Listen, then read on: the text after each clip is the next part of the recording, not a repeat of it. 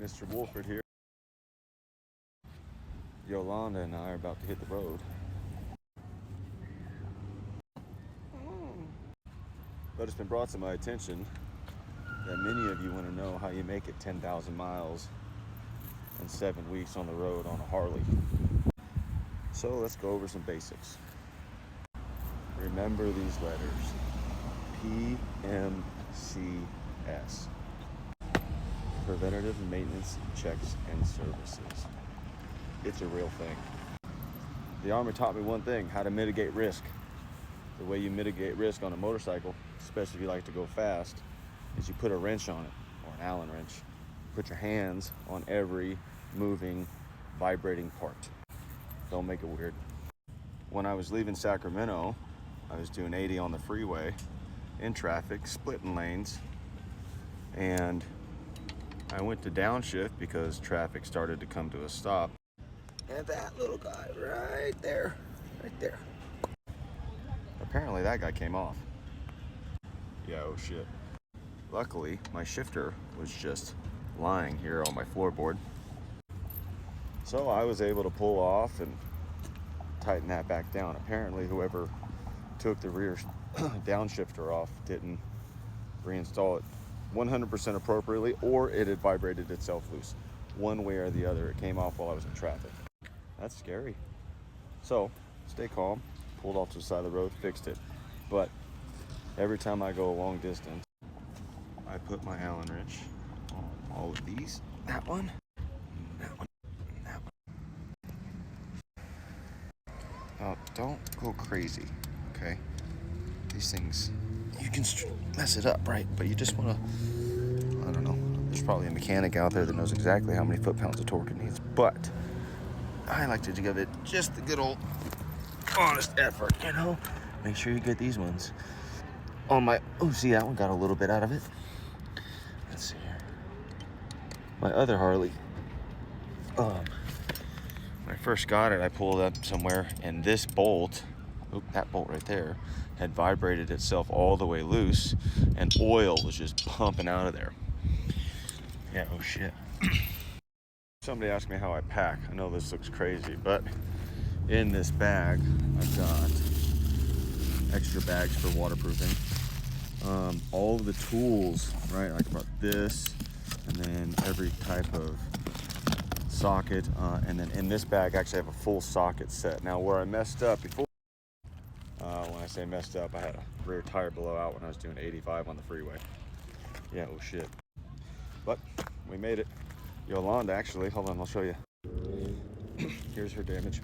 Right there, some scuffs, some more scuffs. And look, I still have grass from where we went down. And then I had crash bars on here, highway bars, and you can see the mount ripped. Here's another angle.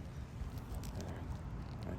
Anyhow, Harley Davidson of Asheville squared me away in record timing, put new tires on there, but they told me some truth.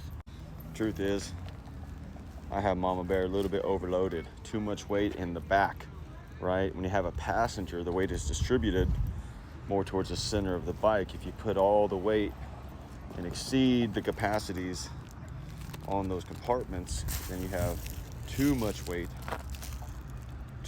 on the ass end here, and that's why my back tire blew out. So that's my own fault. Lessons learned, and some lessons are expensive.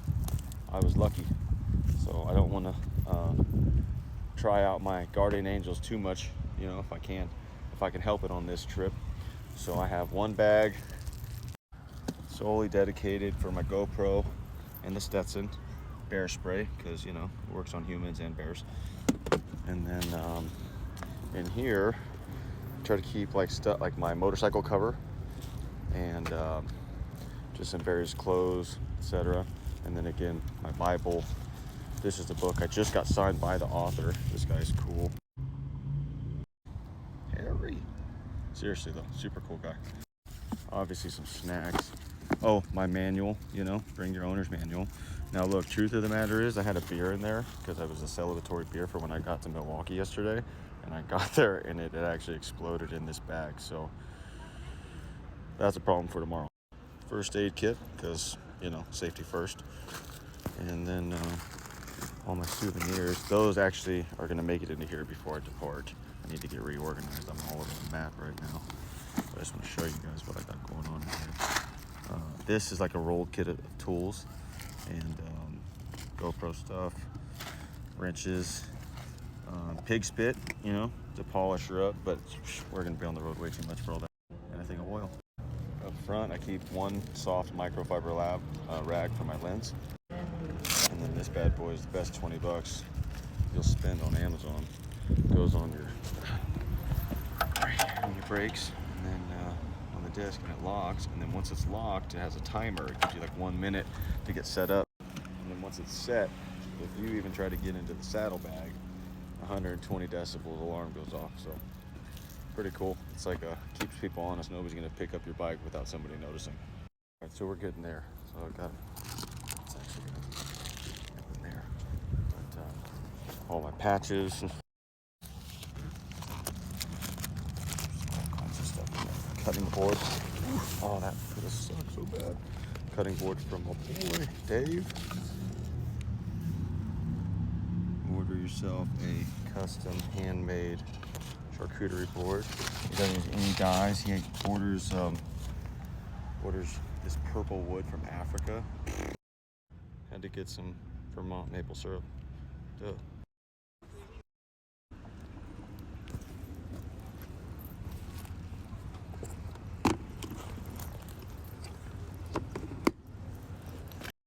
My straps were loose. I just had to take an inch or so out of that one, and this one still got some play in it, so I'm gonna mess with that and fix that D-ring. See that? I want that to be facing the right way. Bam. But that's a problem. Better.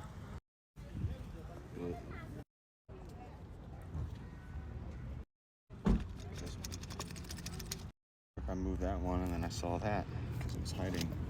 Couldn't even see it before. So. Check your shit.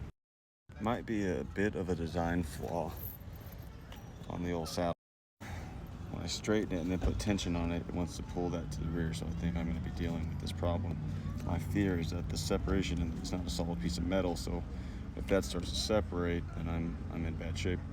All right, so everything's nice and secured. If it's loose and flappy, like the whole strap is flapping in the wind, that's what you call a no-go.